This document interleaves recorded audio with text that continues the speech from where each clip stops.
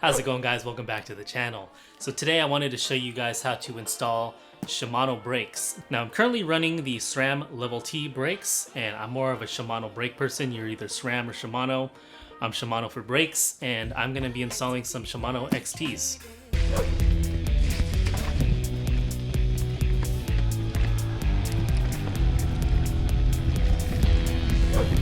So the process for the front and back is identical. I've actually already done the front, but I wanted to show you in detail with the rear brake because this one's a little bit more time consuming if you have internal cable routing like myself. Okay, and here is the rear brake. As you can see, cable runs externally through here.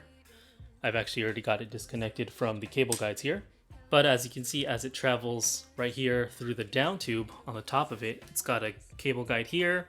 It runs inside the frame all the way up, exits right there through another cable guide, and then goes straight to the brake lever. Alright, so what you want to do is actually start by removing both wheels. I've got the rear wheel removed, got the front wheel removed, and you're going to also want to remove your brake pads from both the front and the back brake, and that's just to prevent any contamination with the .3 fluid from the SRAM, and then also the mineral oil from the Shimano. And here is what you would get in a typical pack of Shimanos. Again, these are XTs, but XTR, SLX, they're all going to be relatively the same. Now these do come in front and rear specific sets, and left and right lever specific as well.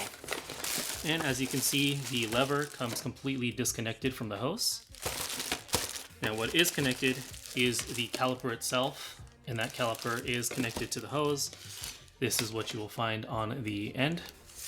As you can see, the end cap has a couple of holes, and that's to allow you to run some string through this and route it through any internal cable routing you may have on your frame. Just beneath this is an actual plug for the hose. There actually is pre-installed mineral oil in these lines. And it's just as simple as running this through your frame, figuring out your cable length, cutting the length, connecting the barb end, and then inserting it in here, and then tightening everything up. So let's go ahead and start the process. Okay, so I'm going to go ahead and remove all of these cable covers on the frame. There's one down here at the bottom of the down tube, and then also one at the top near the head tube. Now some frames are easier than others. This one happens to be an easy one because, as you can see there, it's got a considerably large hole, so it's easier to route cables in and out through that. And let's go ahead and remove the one near the head tube.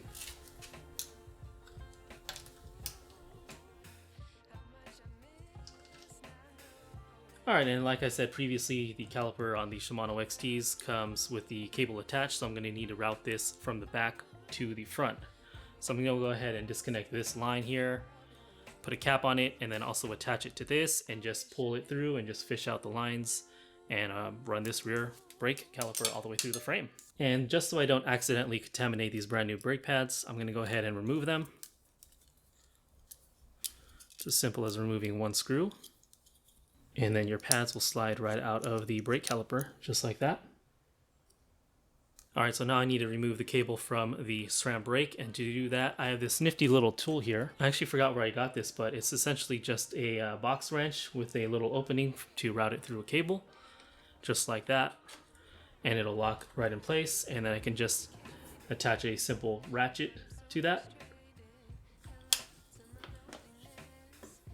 You will want to get a shop rag just to catch any remaining dot fluid that's going to seep out of there. So now I've just tilted the bike just so the remaining fluid in the caliper will not exit the caliper and it'll stay inside that body while I work on it.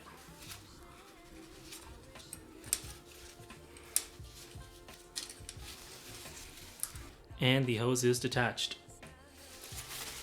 So I'm just going to tape off the end of this just so I don't get dot fluid everywhere. Just like so. Doesn't have to be perfect, just enough to put some pressure on the end of that. Just like so. Alright, so there are my two lines connected. I'm just going to go ahead and pull this through the frame now. And then pull it through the top of the frame. And there you go. And now that everything's done, I'm going to go ahead and remove this caliper. And one thing I wanted to note is that the new bolts that come with the Shimano Kit are actually the shorter bolts. So these are going to work if you want to run, say, a 160mm rotor, which I actually intend to do. As you can see here, previously I was running 180mm rotors, but they're kind of overkill for my lightweight. So I'm going to go ahead and swap to a 160mm rotor. I'm not going to need this adapter, and it'll just bolt directly to the frame itself. And if you are going to be using these on something else, on a different bike, definitely going to need a new brake bleed and fluid. Get all the air bubbles out, and also replace any fluid that was lost during the installation and deinstallation.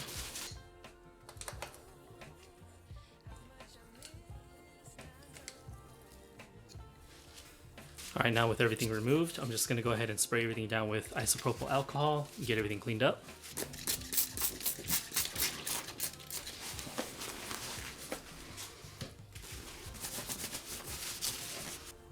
And I can install the caliper onto the frame. Depending on your frame, you're going to want to make sure to pay attention to any directions of the cable routing that are necessary. Like I said, I'm going with 160 rotors in the rear, so no adapter needed. And I can use the stock bolts, and then I can also work on alignment later. But I'm just going to get these hand tight for now. And now I'm ready to route the cable onto these guides here.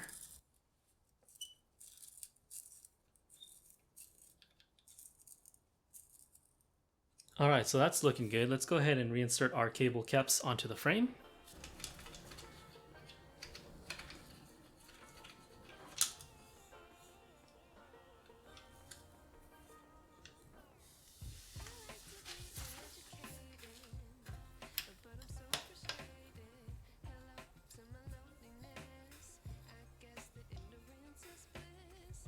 Alright, so now at this point, all that's left is connect this up to the lever.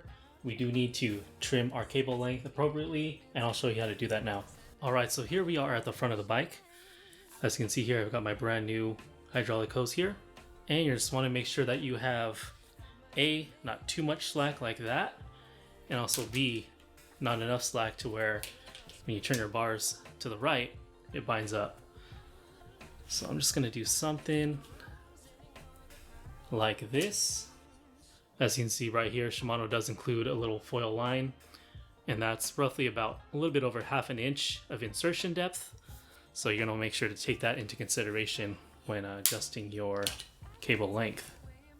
And you just wanna make sure to check your rotation of your bars, make sure there's nothing binding up, and you have ample cable length. I'm just gonna go and add a little bit more. And that's looking good to me right there. So I'm gonna go ahead and cut where my thumb is right here.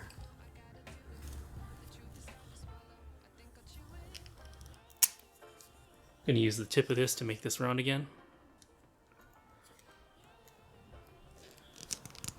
And by the way, you will be getting fluid coming out of this, so just be very, very careful not to get this on any sensitive brake and bike components there. Do have a little bit of fluid leaking out, but I'm going to go ahead and take my little bar bend here. Start that by hand. I like just grabbing an old tube, routing it over around a couple times like that.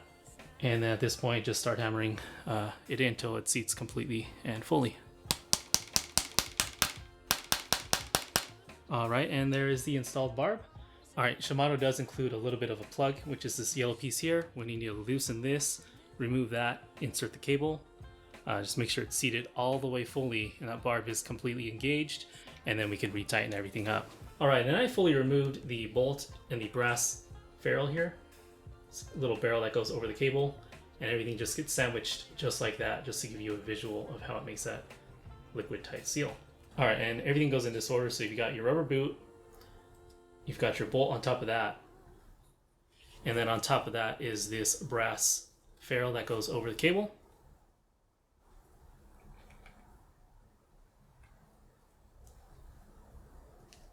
So here's the order of the install of everything. Of course, you've got your cable, you've got your brass barrel there, you've got your threaded bolts, and your rubber boot. So let's go ahead and install this into the lever. All right, and as you can see here, I've got the lever pointed upwards. You want to make sure to retain as much fluid that's in here as possible. Go ahead and insert your cable with that brass end there, and start threading everything in by hand.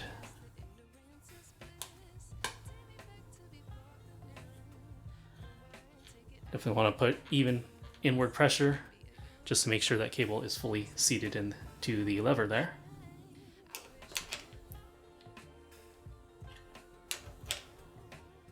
Okay, so now everything's installed. Let's Let's go ahead and put this lever back down and just give it a quick test just to make sure to check for leaks. And I can go ahead and fine tune this lever position a little bit later once everything's done. All right, so from here, I'm just gonna go ahead and pump the lever just to check for any leaks. It will feel spongy because you got a lot of air in that system and will require a bleed.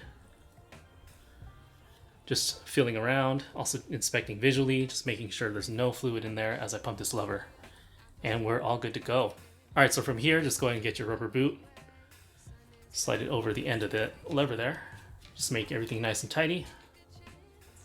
And now you're ready to start your bleed process and you're good to go. All right, you guys, so that was my video on how to remove SRAM brakes and install Shimano onto your bike.